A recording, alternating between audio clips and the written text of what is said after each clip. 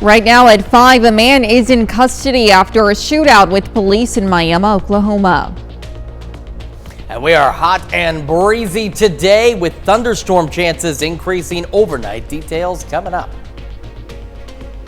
Plus, friends and family gather in Nevada, Missouri to support a family that lost a loved one. The 4 states' most watched news starts now. Good morning and welcome to the KOAM Morning News. It's 5 a.m. I'm Elise Snowy. Hi, Chris Warner. It is now Monday. We are now into June, the unofficial start to June, as I kept saying last week. My goodness. But we are in the unofficial start to summer. It's really going to start to feel like it out there. It started to yesterday as well. Got a pretty decent weekend out there. Hopefully you got to enjoy it, because we got rain chances increasing over the next several days. But if for any reason maybe you're off today, again, you never know. You're going to have one more good day out there. Let's start with that live look outside downtown Pittsburgh. We've got clear skies at this point. Things are looking great across the area, but that will begin to change before too much longer. MoDOT camera 20th and range line in Joplin also looking pretty good. A little empty this morning, but as you folks at home know, it's not going to take too terribly long before that fills in. We do have some patchy fog out there. Now, the fog tracker's picking up on some of it down around the Grand Lake area, so Grove stretching over toward Anderson. We have some slightly reduced visibilities, Nevada, Stockton, Veneta. But again, you also have to watch out for rapidly changing visibilities because, again, just on the short drive from here to here, even though Pittsburgh, Joplin reporting good visibility in between, you're going to run into some patchy fog, so do keep that in mind this morning. Then we have threats for thunderstorms beginning to increase. So overnight tonight, and this is the day one, but it's really for late tonight into early tomorrow morning. We do have an isolated wind risk, so winds 60 miles an hour perhaps in some of our western counties. And our thunderstorm chances will begin to ramp up late tonight and continue over the next several days. For today, though, looks great. The one thing that's going to start to ramp up a bit is the wind out of the south, and that's going to help bring in the warmer air. It's going to bring in that moisture out there. It's going to bring in the fuel for thunderstorms, and that's why our chances are going to begin to increase. But again, for today, other than maybe a stray cloud or two, we look great. Now, we do also have a severe threat tomorrow. Now, tomorrow's our broader chance. We have level 2 out of 5 risk across pretty much the entire region. This is going to be heading into Tuesday afternoon and evening across the area. And we could see some additional scattered non-severe thunderstorms. That's what that light green color is as we roll into Wednesday. And that's not the only chance of storms, the only chances rather of storms that we have. We're at 63 in Joplin right now, 63 also in Pittsburgh. And temperatures across the region look about like this, low to mid 60s. So again, a fairly mild start to the day, to say the least, ahead of a very warm day. Temperatures rising pretty quickly, mid, maybe even some upper 80s out there, with those south winds gusting up to 20 miles an hour. Like I said, most of today, 90% of today is fantastic, but it's late this evening. Those storm chances increase. We're going to break down all of the storm chances we have over the next several days and talk about those severe risks as well here in just a few more minutes. Elise? All right, Chris, thanks. Well, a man is in custody following an exchange of gunfire with police in Miami, Oklahoma. Reports of shots fired at the Mia Bella restaurant in Miami alerted law enforcement late Saturday night. A male had fired a weapon from outside through the glass into the restaurant. Officers arrived on scene and confronted the subject before gunfire was exchanged. Now, a short foot pursuit ensued and gunfire was exchanged again at Arby's. Miami Police Chief Stephen Sigmund says gunfire was exchanged in another location. The subject was shot, taken into custody, and life flighted to Tulsa. No officers were injured. Only one person at Mia Bella's suffered minor injuries by flying glass. Starting from Mia Bella's, chased him. We have a scene here at the Arby's as well where gunfire was exchanged. We also have another scene at 13th Northwest and Avenue B where the final gunfire was exchanged between the subject and our officer. You can find more information about this incident on our website, KOAMnewsnow.com. Just before 7 p.m. Saturday evening, a semi and an SUV collided at Newman Road and North Range Line in Joplin. 3 people were transported to area hospitals and their injury status is unknown. The semi was traveling north on Range Line and the SUV traveling south. The SUV turned east into the path of the semi and officers marked and measured the crash for investigation. Traffic was disrupted through the area for about 90 minutes. You can find updates on KOAMnewsnow.com. And now you can stay up to date with the latest news, weather, and sports with the KOAM Plus TV streaming app. It's available on Amazon Fire TV, Android TV, Apple TV Plus, and Roku. The player is also available on our news and weather apps as well as our website. Watch live streaming anytime, absolutely free. The KOAM Plus TV streaming app. Well, race fans gathered yesterday at Nevada Speedway for a benefit lunch to support the Baldwin family. This followed the tragic news that 10-year-old Jordan Baldwin was struck by a vehicle and was in critical condition. All proceeds from the lunch went to help with medical expenses. Attendees enjoyed a choice of hamburger, cheeseburger, hot dog, or cheese-filled dog with barbecue baked beans, potato salad, chips, and a drink. My husband, he races a pure stock, and actually he drove for the grandpa, the little boy. So the little boy was actually involved in victory lane quite a bit with us. He was a huge fan of my husband's.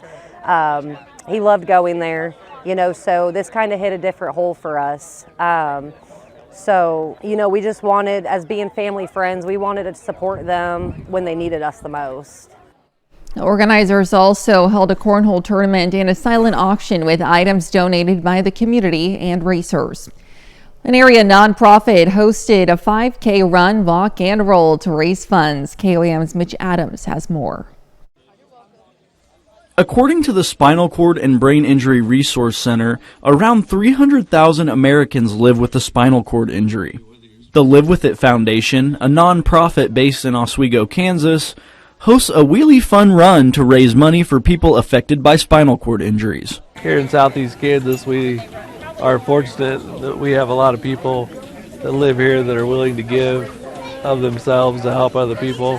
And that's after I got paralyzed, that's the thing that I noticed, is that people were just so willing and so generous to reach out and help others, and I think that's what makes this such a great place to live. Cass Lewis is Olson's nephew, who had a big hand in bringing this event to life last year. What started as a fundraiser assignment for a marketing class has now turned into an annual event. And then my mom, I think, was the one who said, why don't you do it for Kevin's thing? And I was like, that makes a lot of sense. I don't know why I didn't think of that.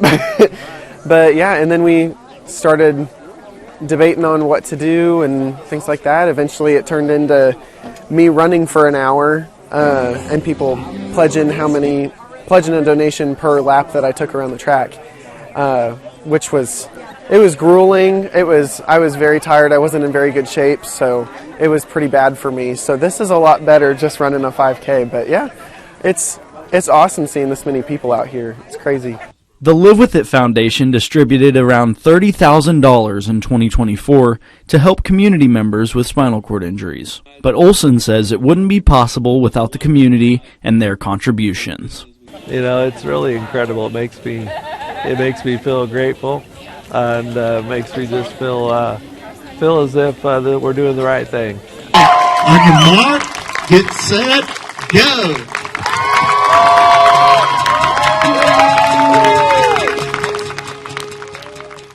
In Labette County, Kansas, Mitch Adams, KOAM News.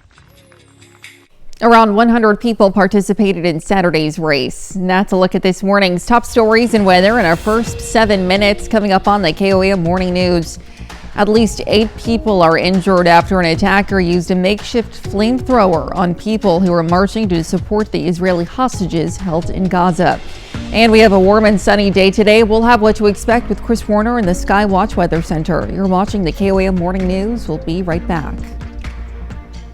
Well, topping Nation Watch this morning, an attacker threw Molotov cocktails at a group of peaceful marchers walking to raise awareness for the October 7th Israeli hostages yesterday in Boulder, Colorado.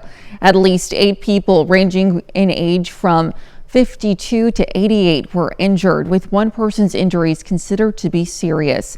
The suspect was taken into custody at the scene. The FBI is assisting police in investigating what it calls a targeted act of violence. Naomi Ruckham has more from New York. There is a male with a blowtorch setting people on fire. A shocking attack in downtown Boulder. Witnesses say this man, identified by the FBI as 45-year-old Mohammed Sabri Suleiman, used a makeshift flamethrower and threw Molotov cocktails, burning people who were marching to support the Israeli hostages held in Gaza. I heard a big boom and people yelling and screaming. Tourist Alex Osante says the attack happened while he was having lunch at a nearby restaurant. One person caught on fire from head to toe. Osante says he gave bottles of water to people who rushed in to help the victims. Witnesses and authorities say the suspect was heard yelling phrases including "Free Palestine" before he was taken into custody at the scene. It is clear that this is a targeted act of violence, and the FBI is investigating this as an act of terrorism. A U.S. official confirms to CBS News that the suspect is an Egyptian national who overstayed his visa after entering the U.S. in August of 2022. He has recently lived in Colorado Springs, and the FBI says it is also conducting operations in El Paso County. The fact that this is happening to Jews in my local community makes me scared. Leaders of Boulder's Jewish community released a statement Sunday saying, when events like this enter our own community, we are shaken. Our hope is that we come together for one another. Naomi Ruckham, CBS News. Police say the suspect was treated for minor injuries at a hospital after he was taken in custody. Law enforcement sources say investigators are delving into the suspect's background and social media posts as they try to determine what inspired him to commit the act and if he acted alone. And still to come, doctors warn that President Trump's fluoride ban could cause harm to children's health. Plus, Chris returns with another look at your Monday forecast. You're watching the KOAM Morning News. We'll be right back. Well, a 9-year-old boy's quick thinking saved the life of his pregnant mother and unborn baby sister. His family now calling him their hero. Daisy Kershaw has the story.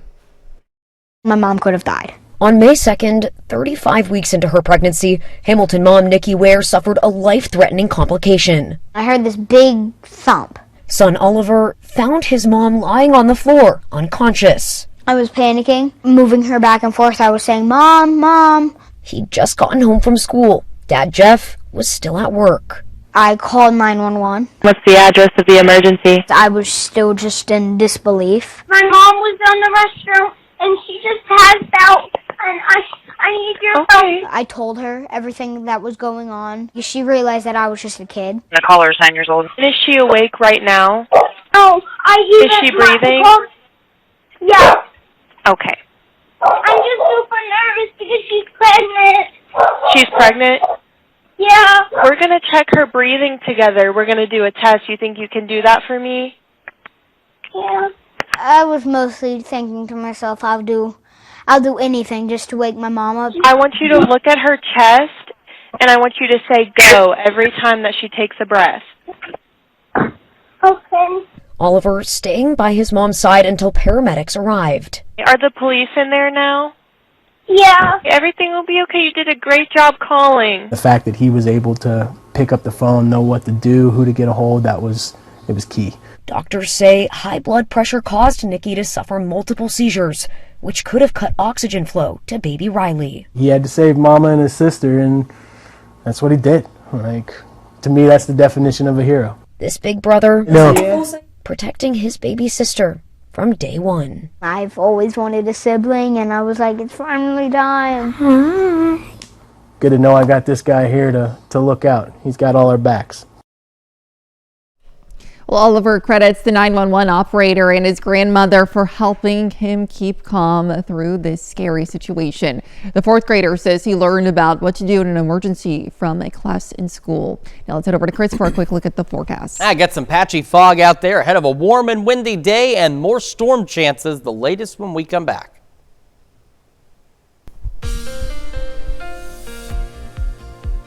Welcome back to the KOAM Morning News, 5:21 now on this Monday morning. It's June the 2nd, and we have some patchy fog to deal with, especially around the Grand Lake area, which is kind of an expectation at certain points of the year. So Grove, Anderson, reduced visibility. Stockton and Stockton Lake area stretching back toward Nevada, some reduced visibilities, and improvements, though, around Nowata and Veneta. But you can see some of that. It's kind of hard to tell, but there's some fog out there in Washington County as well. So just a heads up out there, nothing overly dense at this point, but as I mentioned this morning, just my commute from Joplin to not to Pittsburgh itself, but to right about here. Yeah, Joplin, Pittsburgh reporting good visibilities, but in between, you can run into some patchy, dense fog, so just a heads up out there as you're traveling this morning. Our bigger story is going to be the focus on our thunderstorm chances over the next several days, some of which could be strong to severe. Now, this is day one. We've discussed the whole day one, day two business before, but this is really going to be for late tonight into very early tomorrow morning. We do have an isolated wind risk for some of our western counties out there. This is going to be the possibility of winds up to 60 miles an hour. Then we have a more widespread severe threat as we roll into our Tuesday. So let's take a look at what we got. For today, looks fantastic. We could get a stray cloud or two. Otherwise, it's going to be pretty toasty. I mean, downright hot in some cases. And it is going to also be breezy. South winds are bringing in that moisture. It's bringing in all that energy for the storms to start setting off overnight tonight. Future track, 2 a.m. shows some storms out there. I do think it's going to be possible as early as 10 o'clock tonight. Could get a couple of isolated strong storms, but the greater risk is going to start building in here overnight tonight into early tomorrow morning into our western counties, which is right in line with that activity or with that severe weather outline we had, the wind risk line.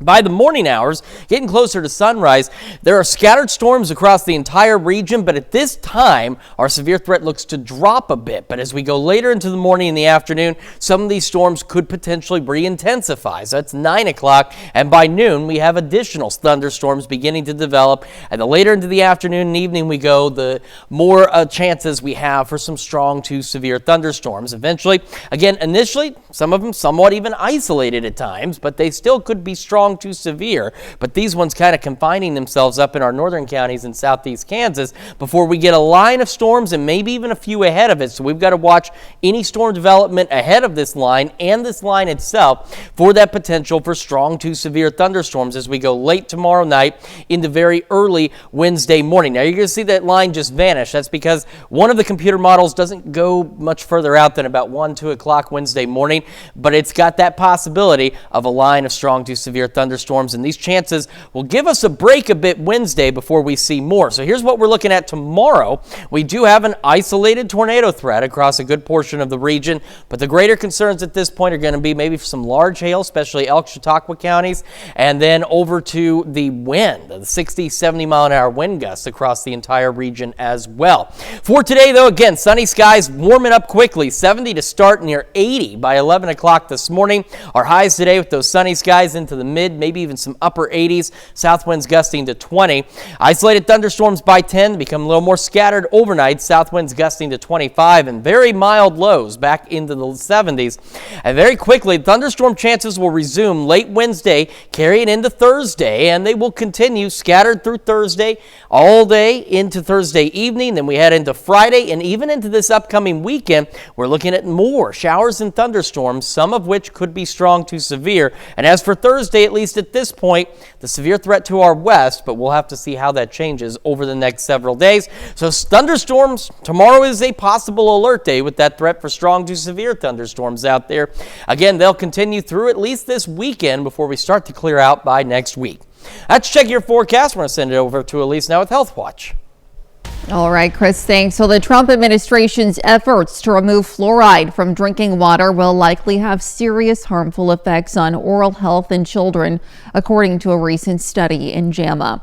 Researchers project a 7.5% increase in tooth decay and an added $9.8 billion in healthcare costs. Doctors say fluoride has significant health benefits and is safe to consume in the levels currently used in drinking water. Well, early detection and improved cancer treatments are leading to more Americans surviving and living with cancer. A report by the American Cancer Society found 18.6 million Americans are currently living with cancer, and that number is projected to reach 22 million by 2035. While the report shows cancer patients are living longer, the data also shows large racial disparities for cancer survival still exist. Well, routine mammograms save lives, and the Radiological Society of North America looked at women who got mammograms only after cancer symptoms were detected compared with women who got regular screenings without symptoms. Now, those who got routine scans had lower odds of advanced stage breast cancer, lower rates of needing a mastectomy, and lower rates of death. It's another reminder that early detection is everything. That's a look at Health Watch. We'll be right back. Right now at 5:30, pups and humans alike gather in downtown Carl Junction for a dog-friendly block party. And we've got a warm and windy day for us today ahead of increasing thunderstorm chances. We'll have a look at your forecast coming up. Plus, the third annual Brutus Fest takes place. We'll take you to the world's largest electric shovel for the celebration. The 4 states' most watched news starts now.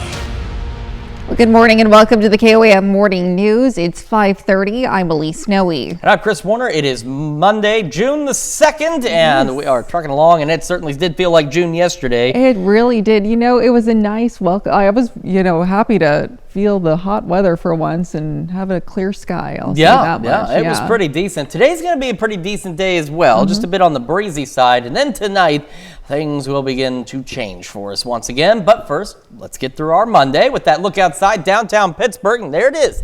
Skies are clear. You can see one really long cloud out there, and that's really about it, and that's about all we're going to see today.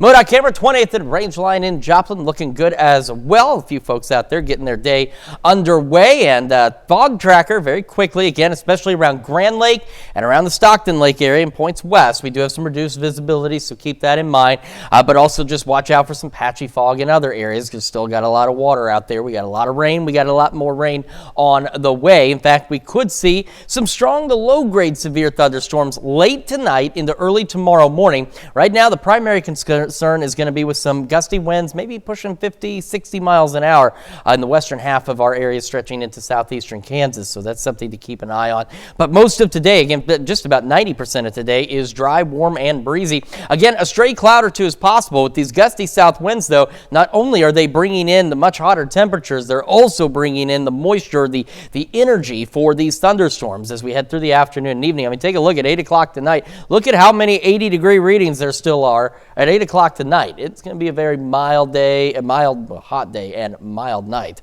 All right. So here's what we've got again overnight tonight. We have that 1 out of 5 risk for some stronger storms into southeast Kansas. Tomorrow, though, that goes up to a 2 out of 5 for pretty much the entire area for strong to severe thunderstorms. Wednesday, just looking at some scattered storms, but then we're also watching the potential for more severe weather later this week.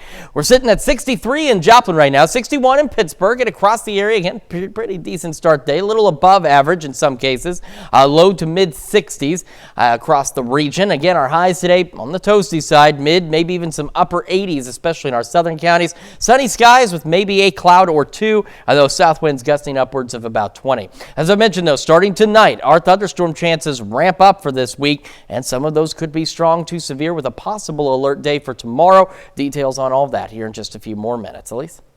All right, Chris, thanks. Well, another weekend means another farmers market for folks in the 4 states. Saturday, the Webb City Police Department was handing out free kids' IDs. Now, this material allows parents to provide necessary information to law enforcement if the child ever goes missing or runs away. The IDs contain space for fingerprints, a current photo, and dental records. Well, pups and their humans gathered in downtown Carl Junction Saturday for a dog-friendly block party.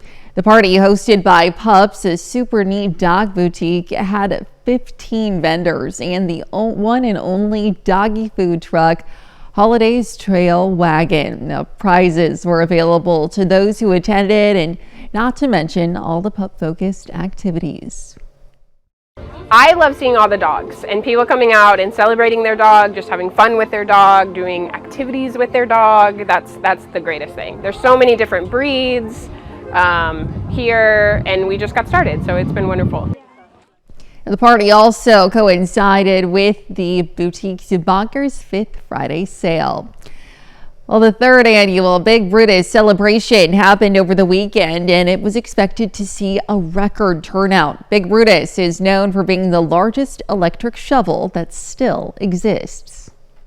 Obviously mining history, and of course I'm here to promote railroad history, and they are tied together because one of the reasons why this area has such a rich railroad history is because of all the mining. Because there had to be ways to get what was mined out of the area. Now, Saturday's celebration saw all the staple family-friendly activities, as well as a presentation with miners who worked with Big Brutus in the 60s and 70s. And let's look at our top news stories coming up this half hour on the KOAM Morning News. President Trump's trade war heats back up as he doubles his tariffs on foreign steel and aluminum. Plus, Isabel's Kitchen recalls its refrigerated deli salads. We'll have the details. You're watching the KOAM Morning News. We'll be right back.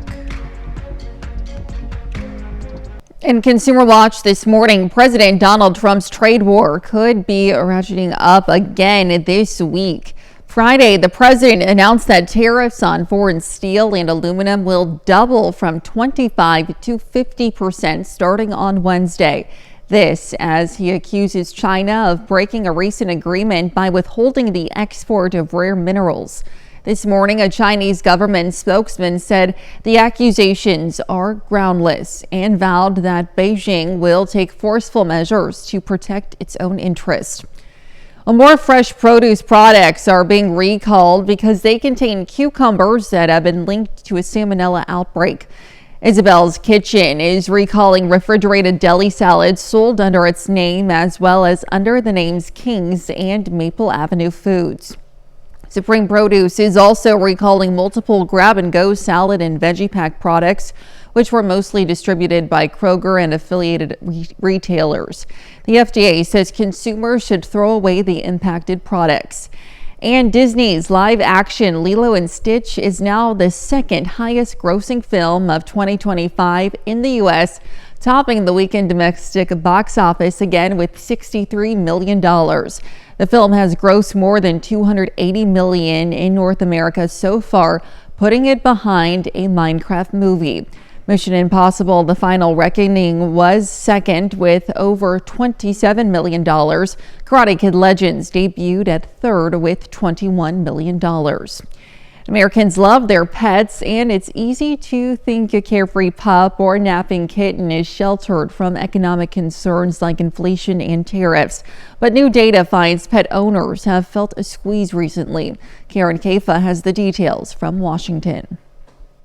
As inflation remains elevated and tariffs come on the scene, caring for a pet has become more costly in some areas. It does cost quite a lot for the average household to look after their four-legged friends. And is finally starting to cool in others. The Bank of America Institute notes that pet food inflation slowed to almost zero last month, but inflation in pet services like veterinary care remains elevated. There's the labor costs of the vets and the supply of people who can, with those important skills that's determining the cost. Meanwhile, tariffs could hike the prices of some pet supplies. Barton O'Brien is the founder of Bay Dog, which makes everything from harnesses to collars to toys. He says once his pre-tariff inventory is out, prices have to go up. The current tariff rate is actually higher than my operating margin. So if I don't raise prices, I'm just going to go out of business. And as prices rise across the board, Bank of America says some pet owners are trading down on the pet food they buy and seeking pet insurance to help ease the cost of vet bills. Households are under pressure for all sorts of reasons, lots of rising costs just unrelated to pets. And I think one of the things we've seen in our Bank of America spending data is households are actually pulling back on spending. With all of the current economic factors at play, pet care website Rover estimated the cost of owning a dog will increase up to 7% in 2025. The cost of owning a cat up as much as 10%. In Washington, I'm Karen Kafa. That's a look for Consumer Watch. Here's Chris with a quick look at your forecast. Decent day. We do have some patchy fog here and there. It's going to be warm. It is going to be breezy, and thunderstorm chances begin increasing overnight tonight. The latest when we come back. Well, the federal government is cracking down on people it says are taking advantage of a program that helps low-income families get food. Details in today's Ag Day Minute. I'm Clinton Griffiths with today's Ag Day Minute. A USDA employee and 5 other people are charged in what authorities are calling one of the largest food stamp frauds in U.S. history. You're looking at the names of the defendants in the case on your screen. They are all charged with conspiracy to steal government funds and to misappropriate USDA benefits. Arlassa Davis is the USDA employee accused in the case. One investigator says Davis assisted her co-conspirators in exploiting the SNAP program, creating more than $66 million in unauthorized transactions. The Panamanian government has declared a state of emergency in the province, where a subsidiary of U.S. banana giant Chiquita Brands laid off 5,000 workers last week. Workers at a Chiquita plant have been on strike since the end of April. It has paralyzed production, blocked roads, and even canceled classes at schools. And deputies in Washington County, Wisconsin had to get clever to rescue an escaped pig. When they arrived at the quiet subdivision in the town of Wayne, deputies spotted the hog running around with a farmer struggling to corral it. After a brief hoof pursuit, the hog took a dive into a ditch using a rope and a skid steer. They managed to help the farmer get the animal out of the water. After some strategic negotiations with the animal, it's now back home in a more secure pen. For more Ag News, watch Ag Day weekdays on this station or get updates over at agweb.com. Now here's Chris with a quick look at your forecast.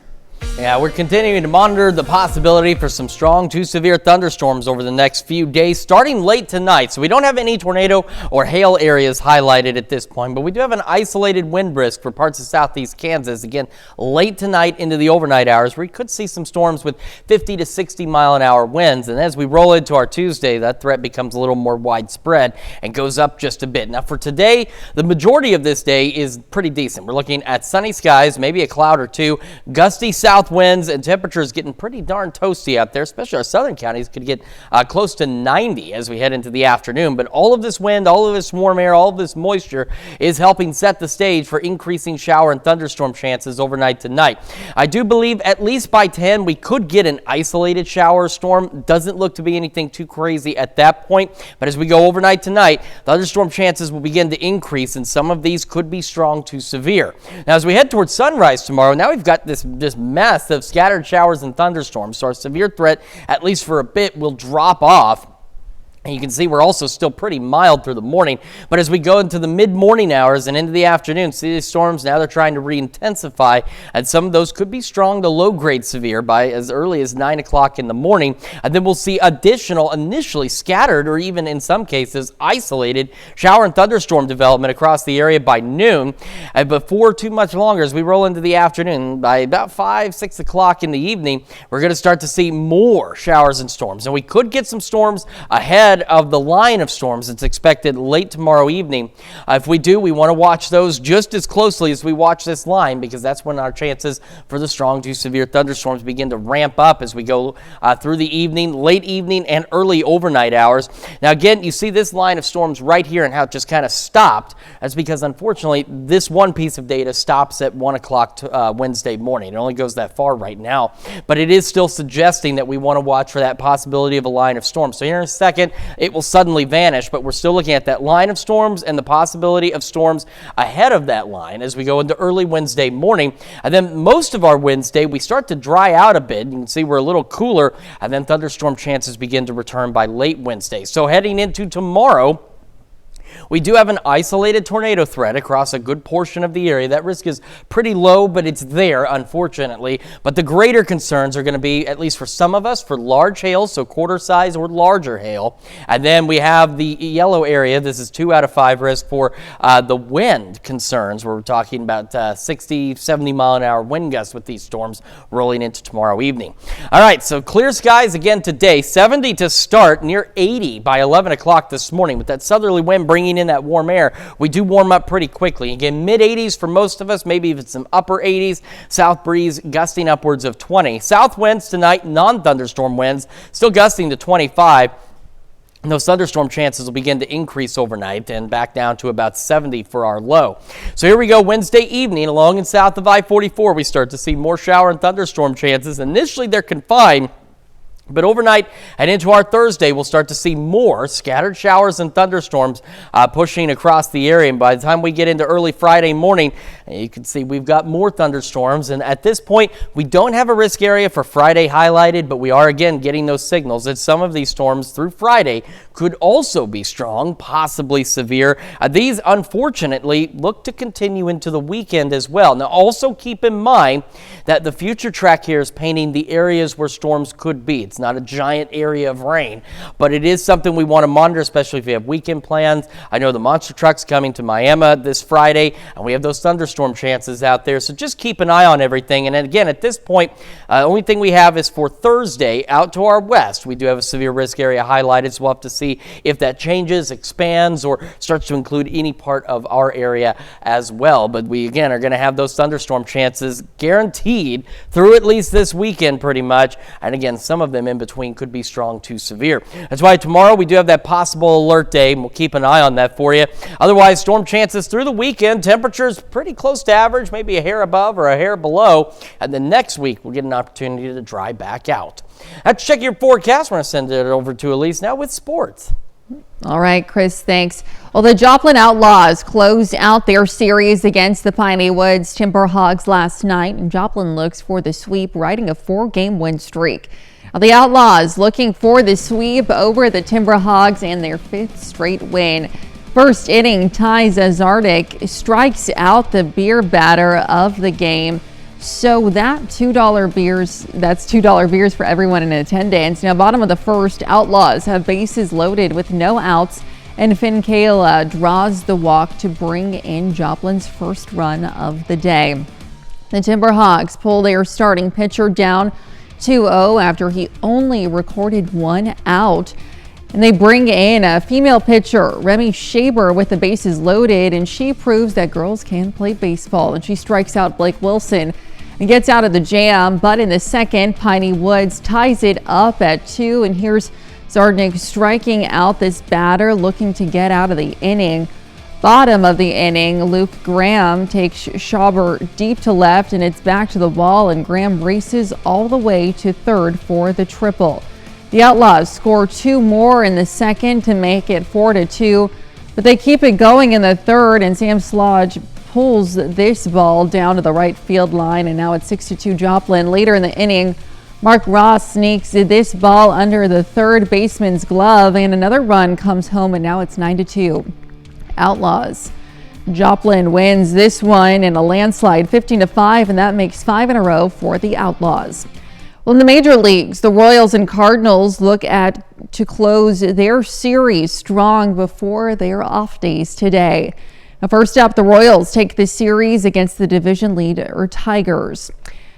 Royals looking for their 2nd straight win over Detroit. Top of the 3rd inning, no score. Zach McKinstry hits a liner deep to the corner of the ball, and he is into third with a leadoff triple. 2 batters later, Chris Bubbick throws a wild pitch in the dirt. Salvador Perez is slow to go after the ball, and McKinstry scores on the wild pitch. Tigers up 1-0. Bottom of the 3rd, 2 runners on. Drew Waters hits a grounder to first, and Colt Keith is there for the 3-6-1 double play. Tigers still lead. In the 9th, Royals down to their last batter. Michael Massey hits a grounder back to Will Vest. He makes the throw to first to end the game, and the Royals drop the game in the series with a 1-0 loss.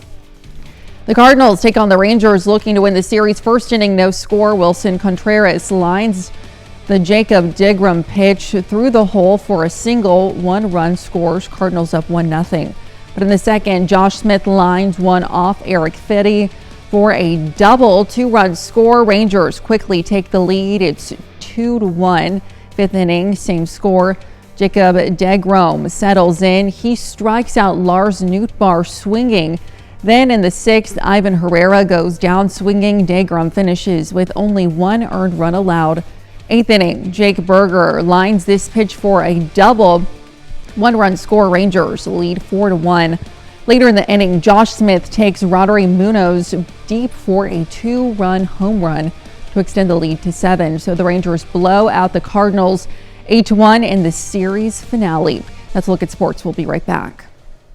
Well, a pair of calves have a new home at Nashville Zoo. Hubert and Willow are Highland cows, which are native to Scotland and are the oldest registered cattle breed in the world. The 2 new calves are 3 months old and they come to Nashville from a farm in Georgia. Now they join a 5.5-month-old Highland calf named Hamish, who also came from the same farm in Georgia as Hubert and Willow. Certainly interesting and very unique to see those special cows there. And we do have a very hot summer-like day. It's definitely going to feel like June. Warming up quickly, 70 by 8 o'clock this morning, 10-degree jump about in 4 hours, near 80 by 11 o'clock in the morning. Our highs today, mid and even some upper 80s out there. A bit breezy though, south winds gusting to 20. We'll be dry through most of the evening. By 10, an isolated shower storm possible, but then we'll start to see more scattered showers and storms, some of which could be strong to low-grade severe with gusty winds is the primary concern. Non-thunderstorm winds out of the south gusting upwards of 25 miles an hour. We have a possible alert day tomorrow. Of course, stay with us. We'll keep you updated on that with thunderstorms. Some of those could be strong to severe. All hazards are possible, but the greater concerns are going to be with large hail and damaging winds. Thunderstorm chances look to continue through the upcoming weekend, and more strong, possibly severe storms are possible this week, and will dry out as we roll into the next work week. Let's check your forecast. Got another hour of the KOAM Morning News right after this.